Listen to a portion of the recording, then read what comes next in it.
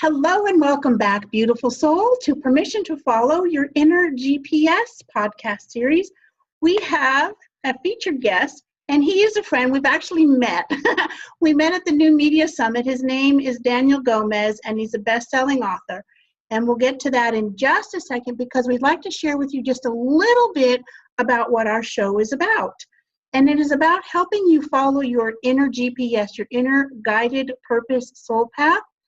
And Daniel has graciously agreed to share his time with us and share his own journey, because when you know beyond a shadow of a doubt that you are not alone, and you can pick up these golden nuggets from featured guests like this amazing, beautiful soul that I call handsome but don't tell anybody, it really helps, because something in his story is going to help you or someone you know. So without further ado, allow me to introduce this amazing person. This is Daniel Gomez, who is a #1 best-selling author, motivational keynote speaker, and confidence coach who believes in adding value to the valueless and bringing hope to the hopeless. Hello and welcome. Hello, everybody. How are we doing, Angel? Mary Marie, thank you so much. I'm honored to be on your show, and I'm super excited, super pumped. So thank you so much for having me. And from everybody here in the big state of Texas, we're saying howdy. Howdy. Yeah, we're even 2 different time zones in Texas, y'all. Texas is so big. Anyway, before we get on a tangent about Texas and the time zones, please share with us more about who you are and what you do, and of course about your journey, how you got here. Well, first of all, my name is Daniel Gomez, like you mentioned, and praise God, I got best-selling author, like you mentioned, just this Wednesday. So I haven't slept really all week, so I'm super excited from that. And I finally took the pedal off the gas for a day or so, and I'm just kind of unwinding today. And it's just amazing. I started off. I'm a Down Natural certified trainer, so I'm a trainer. I'm a leadership developer, sales training. But in my journey, as I started doing these different workshops and seminars and speaking, one thing had a common missing ingredient. Whether it was a male or a female missing that spark, that energy, they didn't have any confidence, Terry. And so as I started on my journey, I was really focusing on confidence and instilling confidence in people. And my keynote, Be Original, Be the Best You, I speak that in high schools, and I speak that to corporations and businesses. It talks about confidence. It's what it's about. And I didn't really, sometimes my awareness really wasn't, I really wasn't knowing how big the confidence piece was going to be, right? Because I say this humbly, right? I guess God's blessed me with confidence. I've lost my confidence, of course, like everybody else along the journey, but I've always been kind of resilient and bounced back. But I was just really surprised how many people, think about it this way. If you think at leadership, you don't have any confidence. If your sales are down, your confidence is down. And in life, if you're not where you want to be in life sometimes, or you just feel like something's not right, you usually lost your confidence, because it keeps you from taking action. And no matter what industry or no matter across the plane, if you're lacking in confidence, you're not going to be the best version of who you are. You're not going to be the best you. So that's how the confidence coach came in, and I love it. I've been really swamped with business now because of that. And actually, a good friend of mine, Manura, she finds her niche, and I was like, Manura, I'm okay. But by the grace of God, she called me back, and without even expecting it, she gave me a gift. So she gave me a name, and I actually liked it. So she says, Daniel, you're Daniel Gomez, the confidence whisperer. So I was like, wow. I like it. It's amazing when we are truly open to the word of God or source, whatever anyone wants to label that energy. When you're truly open, the messages come through. And just a small case in point, Angel Lady, it wasn't my idea. My clients and my friends gave that to me. So the confidence whisperer, and people said, well, I'm confident, and yet on the inside, they're not so much. We're not taught to believe in ourselves. Not really. Yes. And you're 100% right. You're actually, I think it starts as children. A lot of the clients that I have, when you go back to the root cause of it, it's middle school, high school, and then when you dig deeper, it goes back to when they're children, right? Because without even thinking about it, I say, well, tell me what's going on. Well, I don't know. I don't know. You know, they always say the first answers they give you the first 20 times, I don't know. Like, hey, look, I'm not going to get off this question, so answer it. And then it goes back to, well, you know, my father never told me he loved me, or my mom always told me that, you know, I'll never amount to anything, but we don't realize how paralyzing that is to a 4-year-old, a 5-year-old, a 7-year-old. Mm-hmm. And I think it's whether you call it a generational curse or whether you call it just one of those family curses, whatever you call it, but all a parent knows is what they've been taught. So if their parent wasn't, I guess, a loving parent to say, well, guess what? Or if your parent or your grandparents felt they weren't good enough, well, they're going to pass that vibe. They're going to pass that energy. They're going to pass that mindset.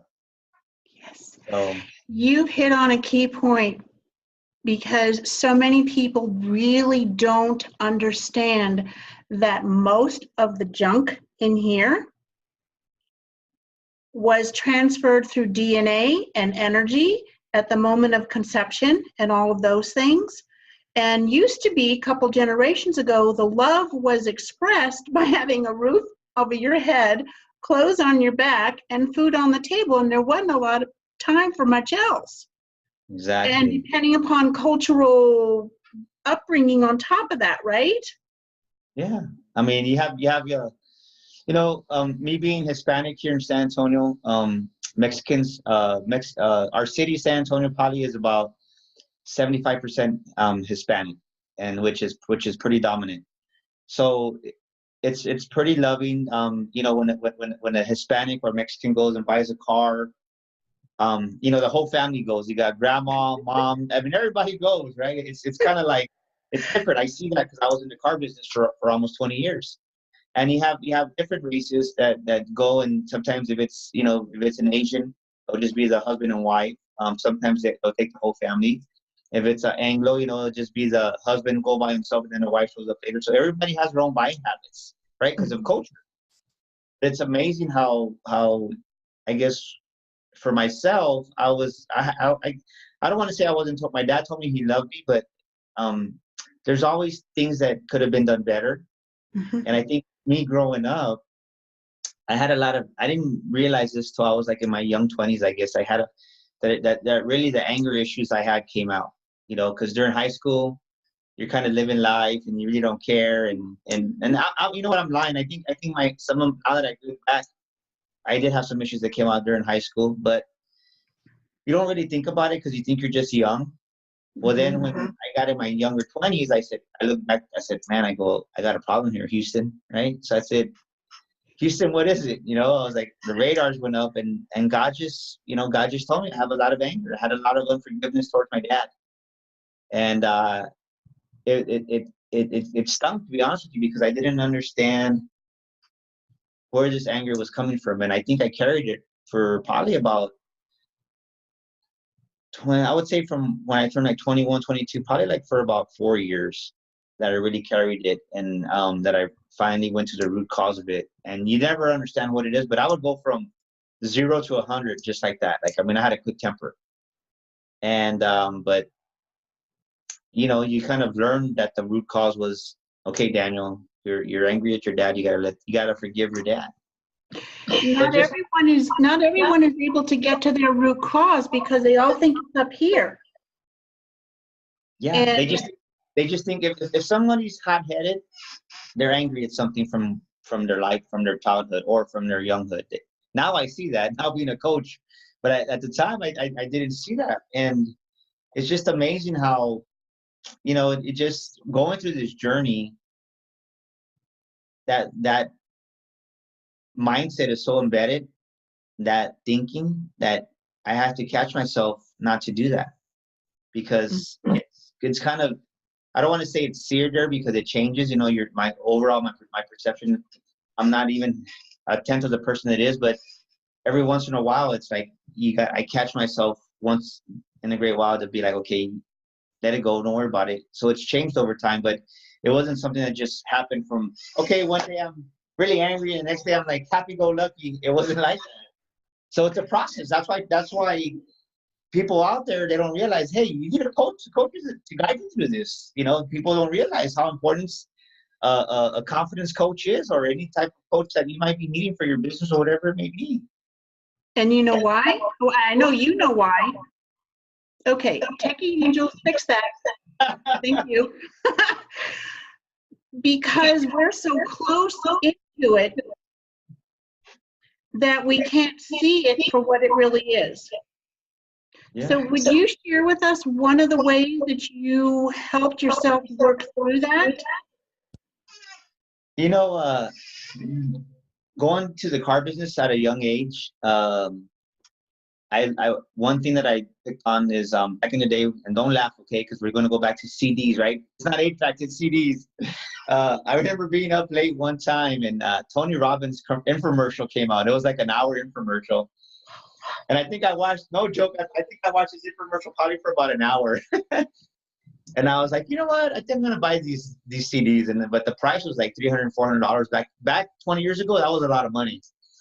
And I was like, man, I'm going to buy it. Well, then the infomercial kept playing, right? Because it was after midnight, it just plays over and over. But just the energy, the emotion that I got from watching this infomercial, I was like, something that drew me to it. So in that, I bought it, and he talked about, Tony Robbins calls affirmations incantations. But what I like about his incantation, you know, whether it's auto-suggestion, affirmation, or incantations, what I like about Tony Robbins is he talks about emotion, have emotion.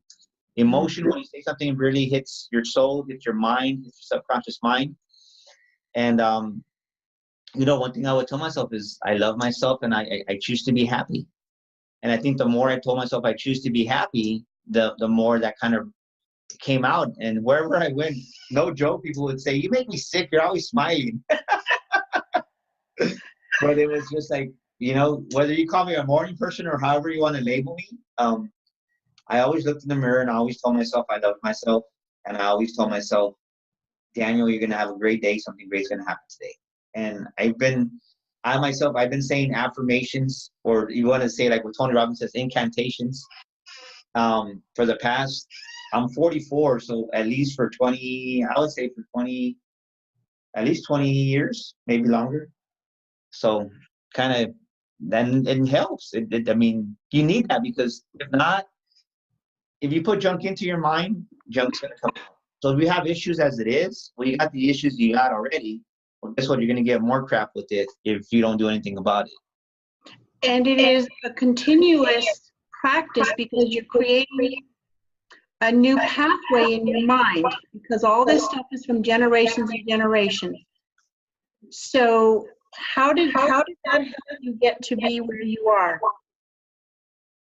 You know, it helped me because if you look at what causes people, that's well, not just and I don't mean success is just in monetary money or career, but in their marriage, in their relationships, in their life, just happiness, having peace, they sabotage themselves.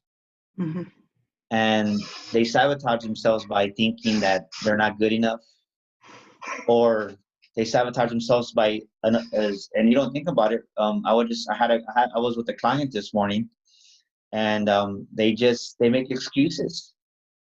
And as we were talking and going through this process today, I'm pretty, you know, I always tailor my coaching to my clients, but I said, you know, I'm going to be stern with you. I'm going to be in your face a little bit today. And she wasn't used to it, you know, because, you know, but to get to the root of the problem, I had to be a different approach with her. And I said, look, everything you're saying is an excuse. Or when you strike a nerve in somebody, or something that's not just a nerve, but say that it's a kind of an issue, and it comes to mind, but they don't want to think about it. So what do? They change the subject. You're here, they try to take you this way. So I'm like, put up, time out, get back over here. But they make excuses and they sabotage themselves. So, and a lot of times they don't even know they're doing it. Exactly.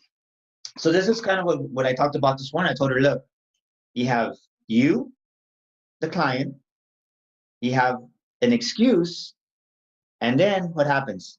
Procrastination.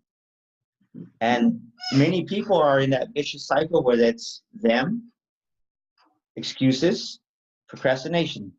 Them, excuses, procrastination. So what are you doing?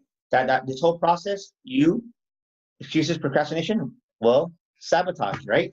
You sabotage yourself. So you sabotage yourself because you never take the action that you need to take, because not because you're procrastinating, because of the excuses you're telling yourself that are before the procrastination. So that's kind of it's. I think, and that's an underlying issue with a lot of people.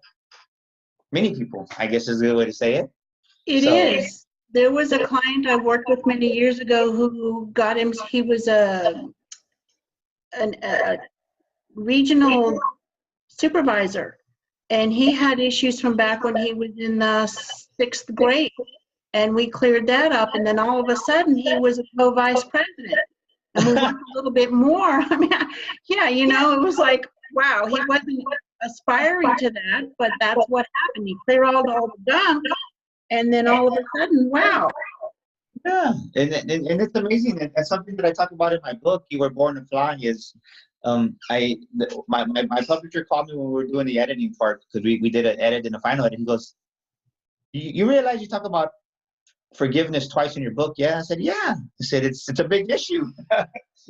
So I kind of introduced it in one of the chapters of "You Were Born to Fly," and then there's a chapter of forgiveness, the whole chapter. But it was intentional, because people need to hear that, because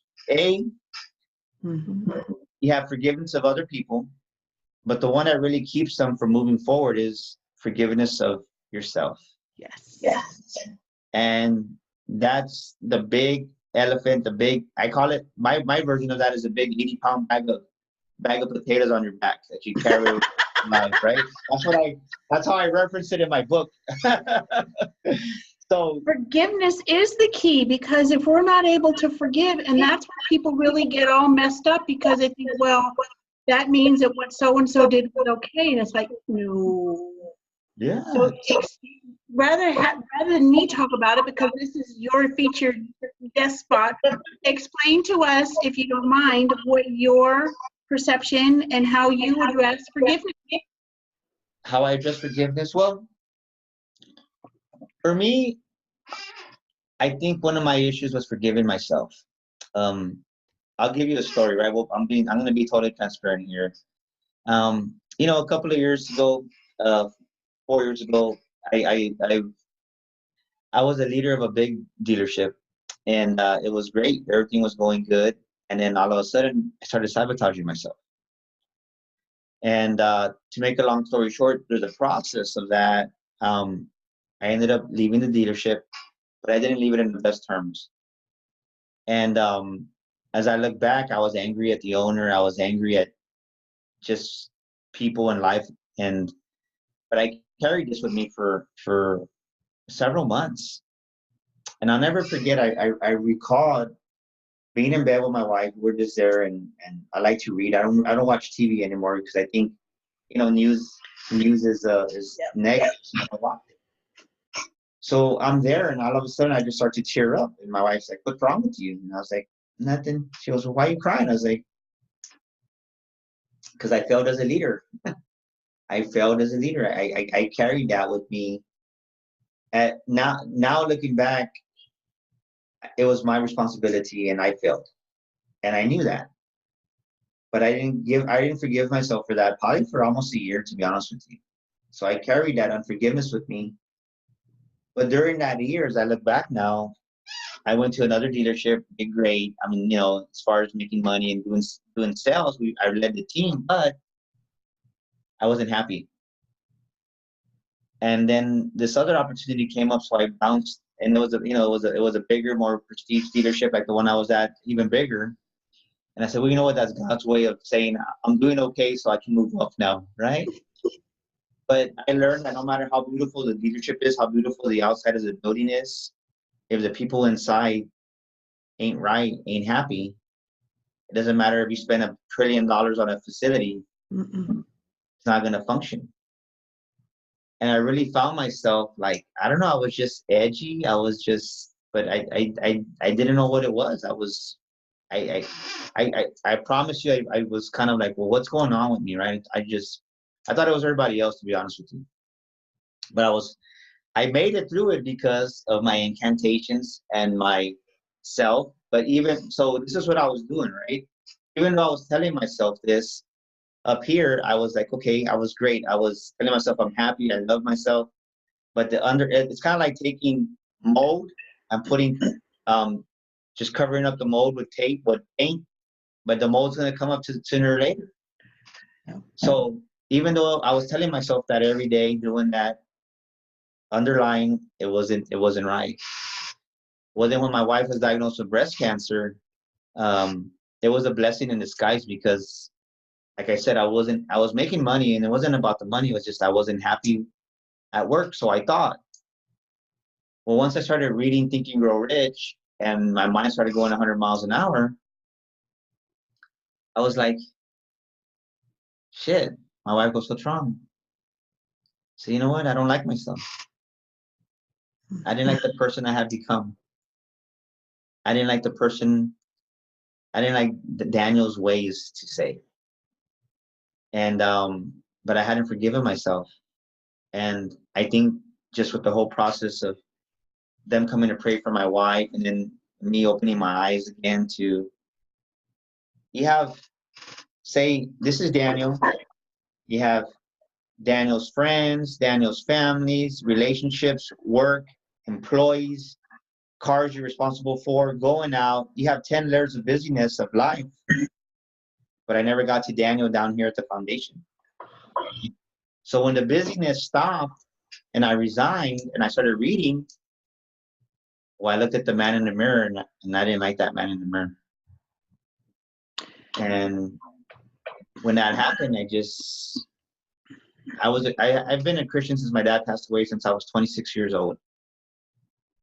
And I served God 5 years faithfully. But for 10 to 13 years, I kind of drifted. So I came home, and that's where I'm at now. But I say that because I had to forgive myself. It's like the story of the prodigal son, right? Mm-hmm. I heard this service about 5 months ago, and I just started crying because I was like, that's me. That's Daniel. And when I did that, Terry, it freed me. It just, I forgave myself. I really, like, the process had started, and people don't realize it. You start the process, but there's always a next level to healing. Yes, the next level deeper and higher. And I've always told my clients and myself, when you do the forgiveness work, it's like you're freeing yourself from an emotional prison. And you hit it right on the spot. My son's the one that said something to me that really brought me to tears. He goes, Dad, well, we were just talking like me and you are talking right now. And he goes, Dad. I said, yes, son. He goes, I like you now. I like hanging out with you. And I was like, what are you talking about? I call him Jay. His name's Julian, but I said, what are you talking about, Jay? He goes, well, yeah, I like hanging out with you. And I was like, well, what do you mean? You didn't like hanging out with me before? He goes, well, last year you weren't too nice of a person.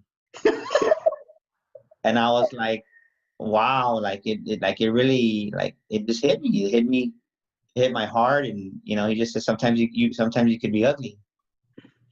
And it really made me, it confirmed that the path that I was on the right path. Not only that, but how safe did your son feel to be able to say that? Yeah. I guess he couldn't say that before, because he knew that if, because just being running a dealership, just doing that, you're if you're not the main boss, you're the second in charge. And when you're that, sometimes it's not that you get in a power trip, but you get in that mindset of decision making, do this, do that. So you have to make quick decisions, like from 1 second to the next, especially if you have a $70,000 used car and it needs $5,000 worth of repair. Okay, we're going to wholesale it. We're going to keep it, just do it, right? Up to decision making. But I think so when I would come home, I would have that kind of mindset of quick decisions. Why don't we do this? I would do it. But I didn't separate those decisions that I made at work to my decisions that I made at home because they don't go together. And my son just wanted love to say, right? And that's the part that was lacking. Not anymore. So please, if you would tell us or share with us your favorite ways of working with your clients. You alluded a little bit to it, but you know, one thing that I love working with clients is just showing them that they're loved. You know, whether it's like you said, whether it's you call it your higher power. To me, it's God, Jesus Christ, right? To me, Jesus died for us on the cross, but that they don't have to seek anybody's approval. They're already approved. They're already approved by God. God loves them. And most people, when they're undervalued, that's why I say I bring value to the valueless. And they don't, and a lot of times they don't realize it. They don't realize that they undervalue themselves. Or say if they value themselves some, they don't value themselves enough. And that's part of having confidence in yourself and believing in who you are. And most people don't see that because, you know why? Because they're not them. They're lifeless, like I said, right? I breathe life into the lifeless. And they're lifeless because they're living everybody else's life that the other people want them to live. So that's why they spend their whole life going up a corporate ladder. Yep. And they're going up the ladder, they're going up the ladder, they're going up the ladder. And then when they get to the top of the ladder, guess what? They're on the wrong building. They're on the wrong building. They're Sometimes not on the wrong city. exactly. And I really help people find that missing link within themselves.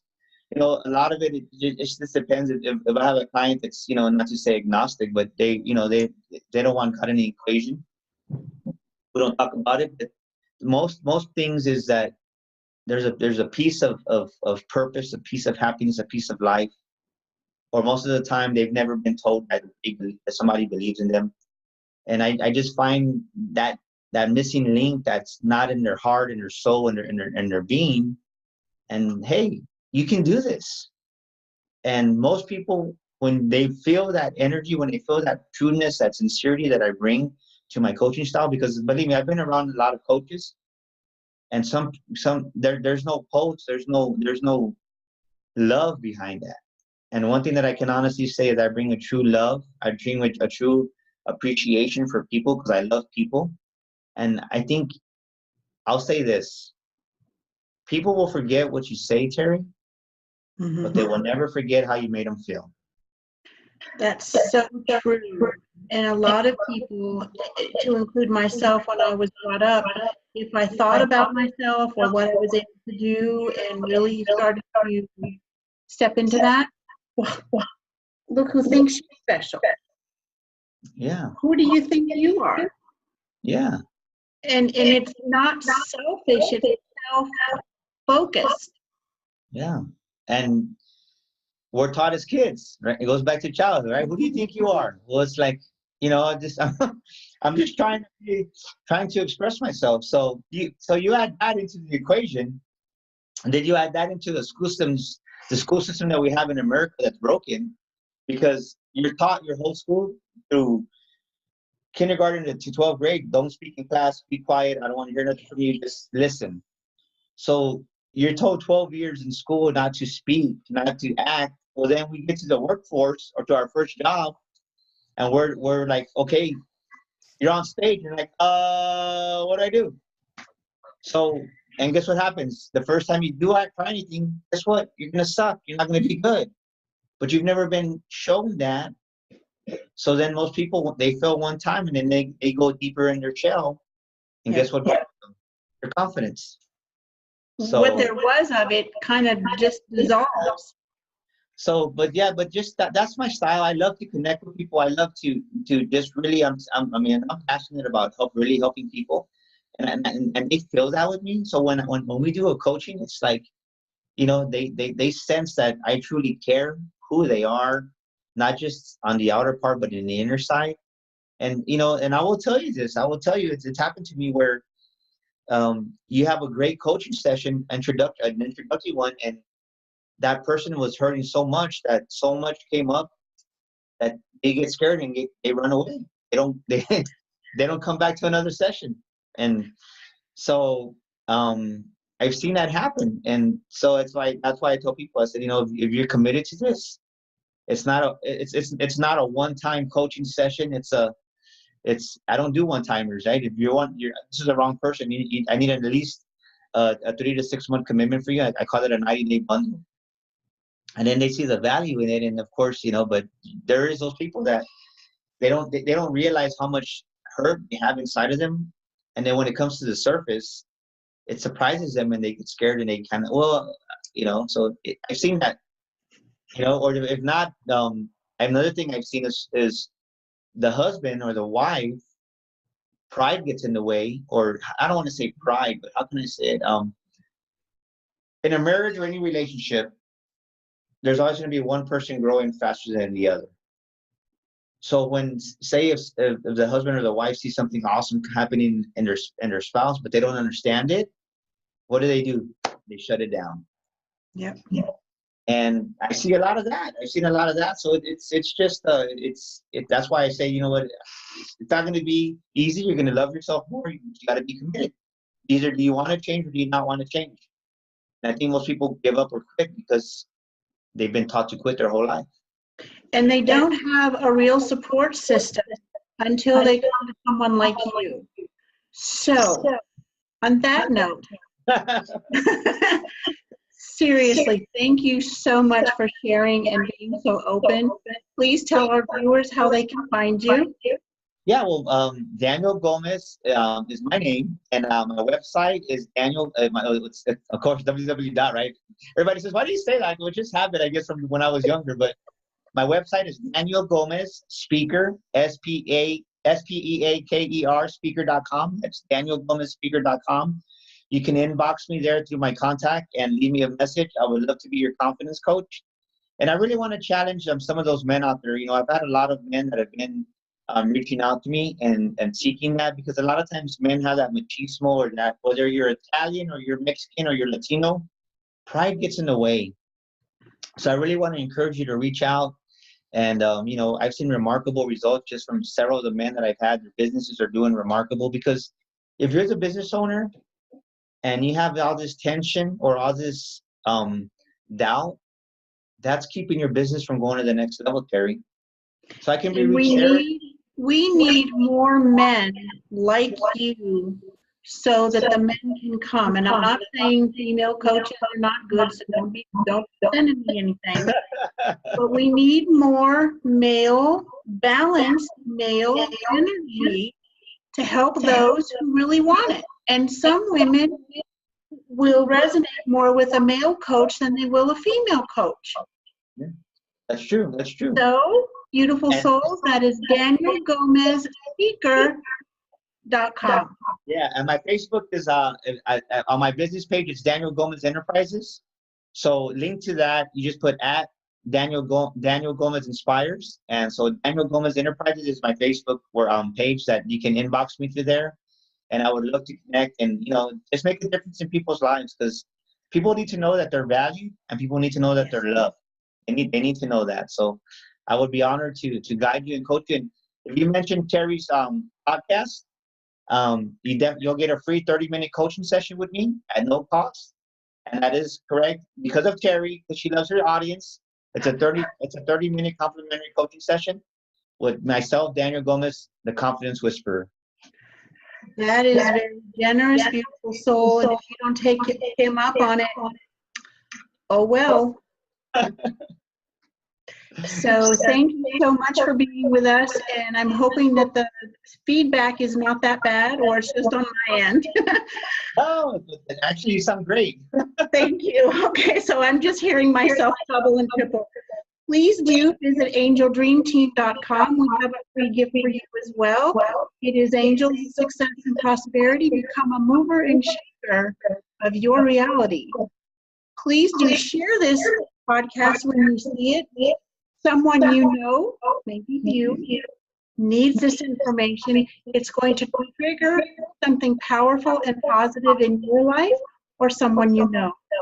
And on that note, thank you so much for being with us, and we'll be back again soon. Bye-bye for now, beautiful soul.